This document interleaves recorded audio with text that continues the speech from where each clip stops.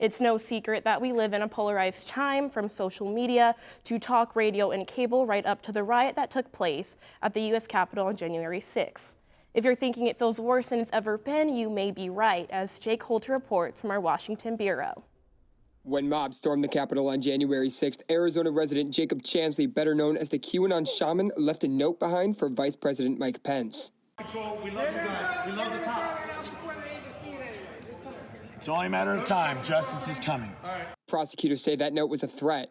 If it was, Chansley is far from alone. U.S. Capitol Police say there were 8,613 credible threats against members of Congress last year.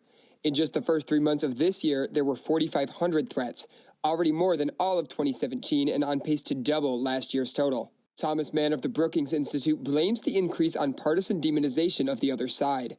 It sort of legitimizes the most extreme behavior that individual citizens might take. The hostility is not just directed at Congress. Threats are being felt at the state level as well.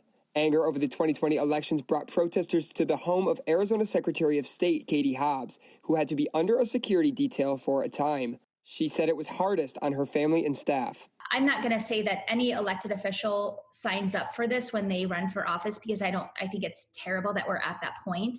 But certainly the people that work in my office, the people that work in other election offices are public servants, and they didn't sign up for this. When State Senator Paul Boyer was the lone Republican to vote against arresting Maricopa County supervisors if they failed to turn over subpoenaed election materials, the angry response briefly drove him from his home.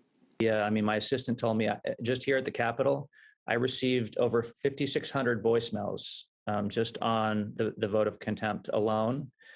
My personal cell phone, I probably got about 9,000 text messages, about 20,000 emails, and hundreds of phone calls that I'd missed on my own personal cell phone. The anger does not come as a surprise to Daniel Cox of the Survey Center on American Life. A recent center survey said nearly 3 in 10 Americans agreed with the statement, quote, "If elected leaders will not protect America, the people must do it themselves, even if it requires taking violent actions." And thousands did take violent action on January 6th when mobs stormed the Capitol as Congress was inside certifying the election of President Joe Biden. There was a lot of anxiety by people and fear, which is appropriate. You could hear a gunshot right outside the chambers. You could start to smell the gas. Republicans were more likely to support resorting to violence than Democrats in Cox's survey, 39% to 17%. But Arizona Congresswoman Debbie Lesko says it's not a partisan issue. We have to all work together.